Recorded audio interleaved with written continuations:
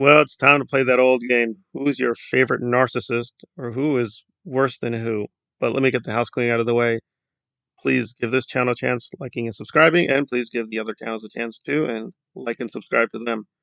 So, I was planning to do this video for the other channel, but some new information has come in from several different sources. So, make of this what you will. And yeah, the case of Kang here is alarmingly similar to the Aaron-Smith Levin case.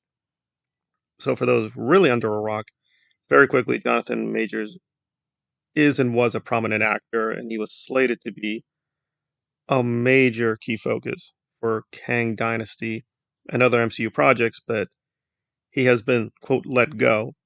And Aaron, for his part, is a very prominent YouTuber, and good or bad, you may not like it, I may not like it, still one of the biggest gatekeepers in terms of YouTube to get to anti-Scientology content, so-called anti-Scientology content, at least the way he does it. And both of them have been caught up in, I think you call relationship scandals, and they are eerily similar. So with Aaron, Jenna, his, I guess we're going to call her girlfriend, because Aaron is officially married, so I don't know what to call her. But anyway, he and Jenna, and he just put up a post of them together. Yeah, he's that blatantly narcissistic. Anyway, so he and Jenna were together for at least over a year, as far as I know, and he was caught in a few cheating scandals. And a few months ago, Jenna accused him of abuse in a series of videos, and then she took those videos away, and now they're collaborating together again. But now, to be fair, she never said it became physical, right? She says it was abusive, but not physical. Now, with Jonathan Majors, we had some questions back and forth about what he did and how guilty he was. He was facing quite a few serious charges. The jury convicted him of a few things, but found him innocent of other charges. So he was facing jail time, but now apparently he's in this very long program based around therapy, and he and his girlfriend are no longer together. Apparently he was working on Ant-Man 3 when these incidents happened. But we did have a few things, but they seemed to be conflicting. Now, if you want a really big deep dive, look out for the video I will put on the other channels. But here I just want to give a shortened version because it's a little confusing. So that's where we're going to talk about Bo DeMayo a little bit too, and he's this producer and writer for X-Men 97. Okay, so the basic gist is he was found guilty, and Marvel let him go, right? But I'm having a serious doubts that he was let go because they found him what, misogynistic or whatever, or violent towards women or whatever you want to call it. I don't think that's the reason. It's because Ant-Man 3, the movie he was in, just didn't make any money. It's just not financially viable. They spent a lot of money and time on that project, and it just was not profitable. But now we have this new alarming audio, and this is through Rolling Stone, so I'm going to paraphrase, where he admits to strangling his girlfriend and saying he aggressed against her. So this is his own words, right? It's not anyone else. It's pretty alarming. But see, I didn't find that the most alarming thing. It's that he's still coming out saying, oh, I would still love to work with Marvel. Yeah, I had a really great time with them. I really want to be a part of the MCU. And I'm like, are you not understanding what you did or what happened? Like, my basic stance has tried to be consistent, and it is this, that I don't think it was a good idea for the MCU to make Kang, quote, a black character. But if you know Kang, it is possible, but it creates a lot of headaches. I've covered this in another video. You can go there for more details. And again, I will do future videos for the other channels, but it just creates a lot of complications in terms of the continuity. And given the MCU already has virtually no continuity, right? That's a bigger problem for them too. So it just created a lot of headaches. But all right, they went ahead with it, and his three major roles have been in Ant-Man 3, Loki Season 1, Loki Season 2. I only found him really good in Loki Season 2.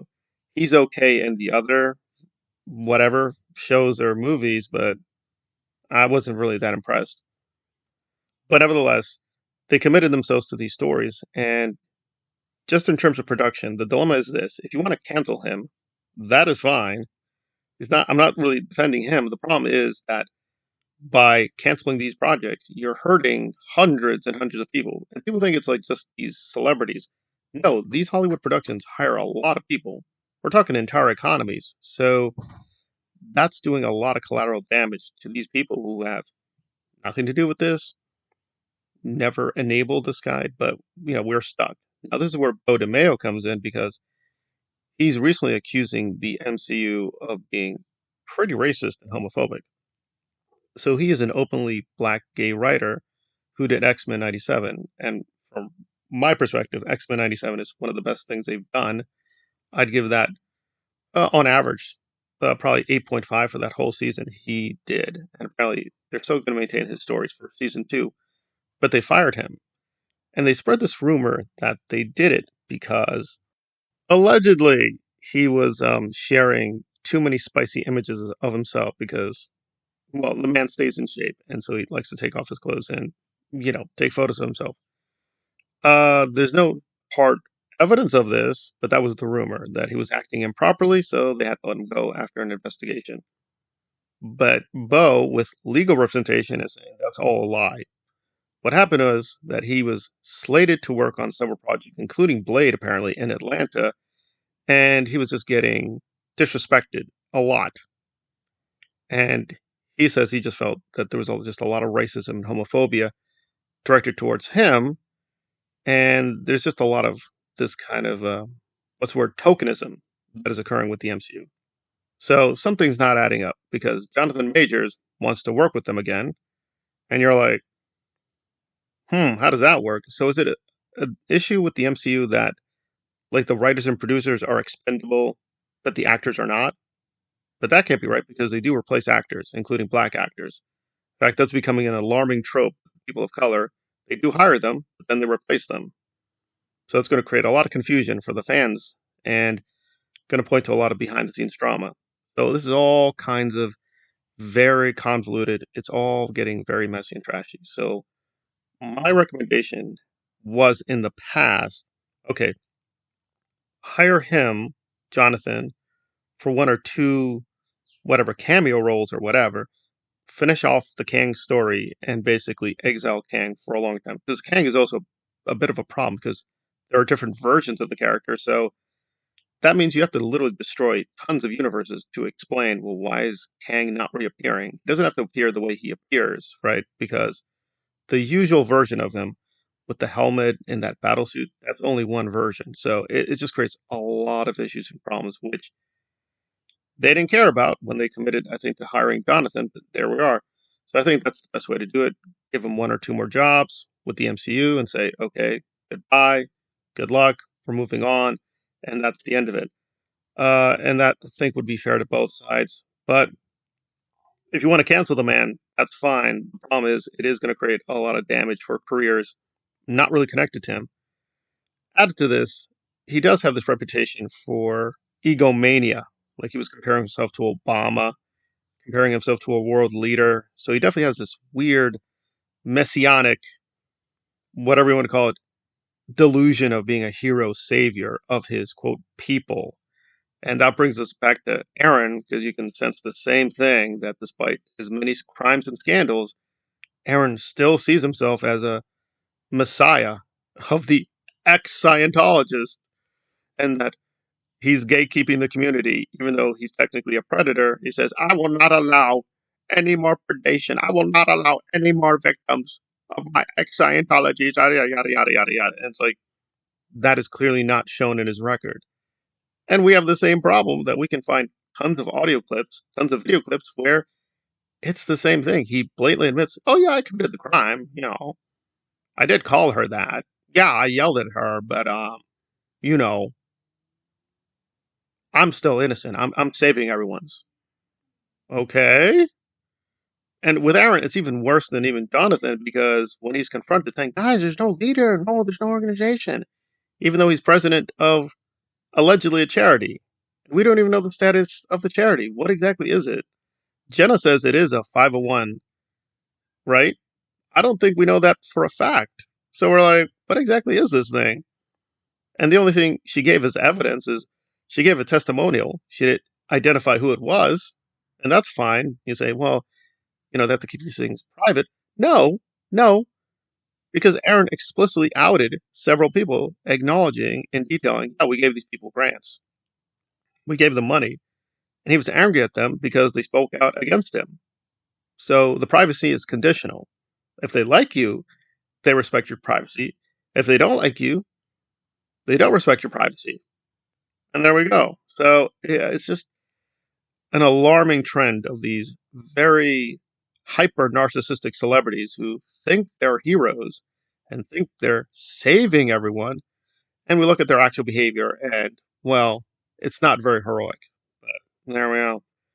So my recommendation is Marvel hires Jonathan for one or two more small roles. And we got to be clear here. He's not a superstar, so they have to pay him that much money. And then just cut the line. And kind of the same thing with Aaron. Like, we just need to just stay away from that person. He's not doing anybody any good. But just to finish it off, because some people are alleging racism, there I would defend Marvel because, no, listen, RDJ, it is apples and oranges. Like, RDJ spent about a decade after his drug scandals. He spent a long time taking low paying jobs or just getting what he could get. He did not get immediate redemption and say, okay, we're just going to hire you. No, it took him a long time. They did not want to hire him for Iron Man, right? They were really worried about that. They're saying the insurance was insane with him on Iron Man. So if Jonathan wants to get better, that's fine. But it took RDJ a couple of years before people were like, okay, let's give him another chance. He wants to come back now. And you're like, it's not even been a whole year. And now this audio has resurfaced. And you're like, really? I don't know. It just seems this guy is not really, really interested in reforming. But good or bad, you kind of do need him to finish off a few stories. So, yeah, it is what it is. But if you want to cancel him, I respect that. But, thinking about not just Hollywood, but even people who get jobs just adjacent to Hollywood, they would be hurt too. So it is just a very tragic, difficult situation. And that is where we are. But it is very alarming audio. If you want it for yourself, go to Rolling Stone. They're the ones who have the audio. And there we are. Thanks for listening.